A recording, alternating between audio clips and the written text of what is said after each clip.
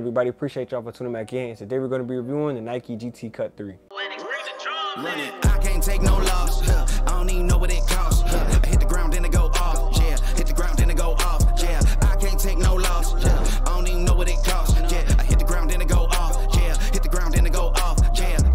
But one thing I learned about the GT Cut 3 within the basketball shoe community, this shoe is very 50-50. Some like it and some don't. Obviously, as you guys come here, I'm going to give you guys my honest opinion, whether I like it, whether I don't. And I'm always going to be real with you guys, but I just wanted to let that be known early. So now it's up to you guys to decide from hearing my feedback, what do you like or dislike about this shoe? And starting us off, we talk about the sizing and the price. And the sizing, you guys could go your true to size.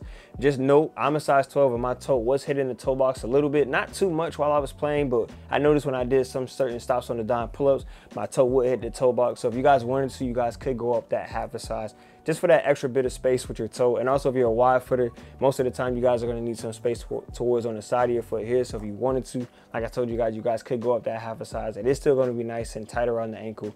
You guys are just gonna get that toe space. But if you like that nice snug type of feel, you guys can go your true to size. And the price now, the GT Cut 3 is gonna come out to a hefty price of $190. With tax, it's gonna be $200. So no, you guys are going to be spending a good amount of money on this shoe. So that's why I'm telling you guys, listen up. Here's my reasoning for why you may like this shoe or may not like this shoe, but $190 is not cheap. Moving on to the style, I'm going to go ahead and give these an 8 out of 10. The colorway on this shoe is solid. It has one of my favorite colors, which is red, and the white here. It's not really a white. It's more centered towards off-white, because you guys know pure white is going to get dirty very fast and very easily. While off-white, it can still get dirty, but it's not going to get dirty as fast and as often. And also the materials on the shoe feel pretty good as well. It's very breathable, so that lets air come in, air come out. So for me personally, since this shoe isn't a GT Cut line, I would love for them to make colorways like the GT Cut ones, like the USA colorway, the pink, the purple, the blue and stuff like that, because those are like amazing colorways, and that's why so many people love the GT Cut ones. Unfortunately, I was never able to get my hands on them, but once I'm able to, or I see a pair that is at retail, hopefully they come back at retail, not $400 to $700, I would definitely give you guys a review. But I would hope they would have colorways along the lines of that, because I've always wanted that USA colorway. But once you guys hold it in person, I would tell you it looks better in person via online, because I didn't know this was all white. I didn't know the styling and design of this pattern, so it definitely looks a lot better in hand versus online. But these are still on shelves and still online and stuff like that for you to be able to cop. So I don't know. I would just love for you guys to give us GT Cut 1 colorways for the GT Cut 3. I'm next with my favorite category, which is the cushion, and I'm going to give these an 8.5 out of 10. Inside this shoe, they use a cushion called Zoom X, and it feels really good. I'm not going to lie to you guys. Now, some people in the shoe community, like I was telling you guys earlier, wanted more of a drop-in midsole, but I'm kind of glad that they didn't go with a drop-in midsole, just because I am a fan of drop-in midsole, but I'm more of a fan of, as you guys already know, boost off of the ground. Something that gives, you know what I'm saying? Something that gives me a little bit more impact force protection, and this shoe does it. You guys are going to get a good amount of impact force protection upon jumping and landing, as well as I felt you guys are going to get some spring and bounce at the balls of your feet. So if you're a quick guard, if you're explosive, or if you have like sneaky bounce or like explosive bounce, this is going to be something that's good for you cushion wise, because I feel like this shoe is tailored towards those type of guards. So if you attack the basket a lot, this is something that you're going to prefer cushion wise. And even if you guys wanted to play with this outside, maybe I could recommend that you play with this outside with the colorway. You guys are going to get a good amount of impact force protection upon jumping and landing on asphalt, as well as the same amount of spring on the asphalt as you guys would on the wood. So the cushion setup to me feels really good, and I don't know why some people in the community were kind of against it. I feel like it feels really good. I'm not gonna lie to you guys. I could have even gave it a 9, but I would have preferred a little bit more boost off of the ground. But you guys are going to get that slight boost, and it's not going to be court feel. So if you like court feel shoes with the drop-in midsole, this ain't going to be that one. But if you like a slight boost off of the ground with good amount of impact force protection, as well as a little bit amount of spring, you guys are going to like this shoe. Moving on to the support, I'm going to go ahead and get these an 8 out of 10. Inside the shoe, you guys are going to get a good amount of padding on the ankle bone and Achilles heel.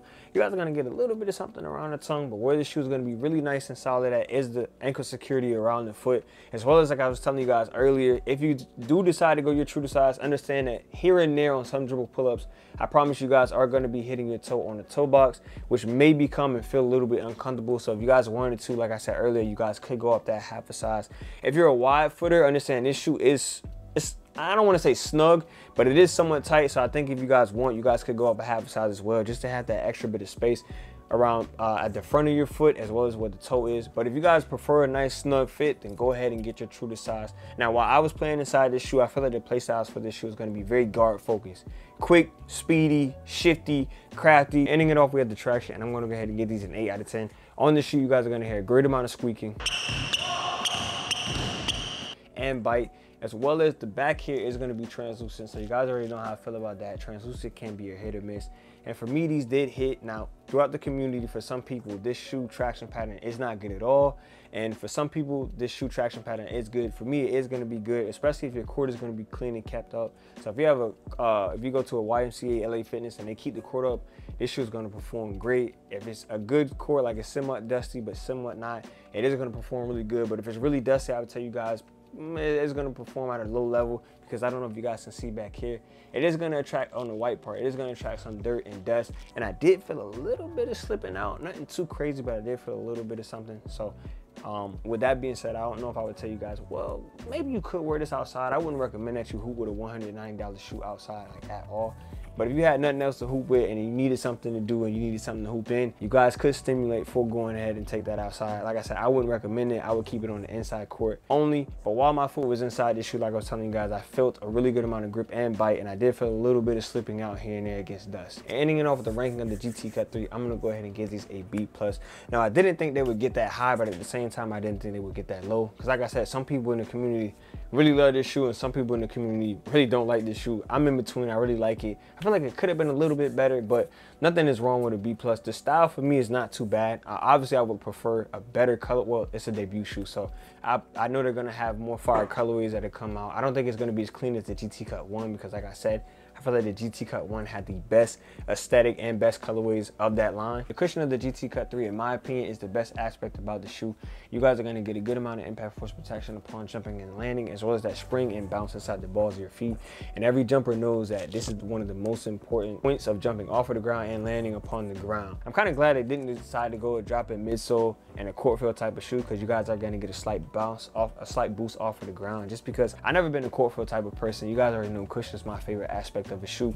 I need one that's gonna have that bounce, that impact force protection, that spring. I need that, because that's just how I play. I'm always attacking the basket. It needs to do that for me. So the cushion aspect of the GT Cut 3s is the best aspect for me. The support aspect is actually not bad either. You guys are gonna get a good amount of a good amount of padding around the ankle bone and Achilles heel, as well as a nice tight snuggability around the ankle. And the traction pattern is definitely one that I was sleeping on, because I heard some other reviews and they said it was bad, and the traction pattern is actually really good.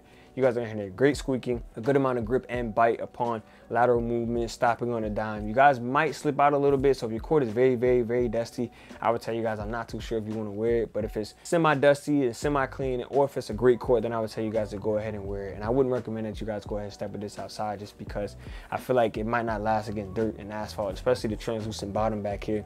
I don't think that thing is going to last at all, so I wouldn't recommend that you guys hoop with this outside. But like I said, if it's a clean, semi-good court, then definitely go ahead and wear these shoes. But that's going to go ahead and be the end of this video. As always, I appreciate y'all for tuning in, liking, commenting, subscribing, whatever it is that you guys do. I'm going to see you on the next one. I'm going to have Chauncey send us out. Got anything you want to add to it, Chauncey? What? That's your end intro? Yeah, that's the end intro. Thank you for guys watching today's video. See you next in today's video. Bye.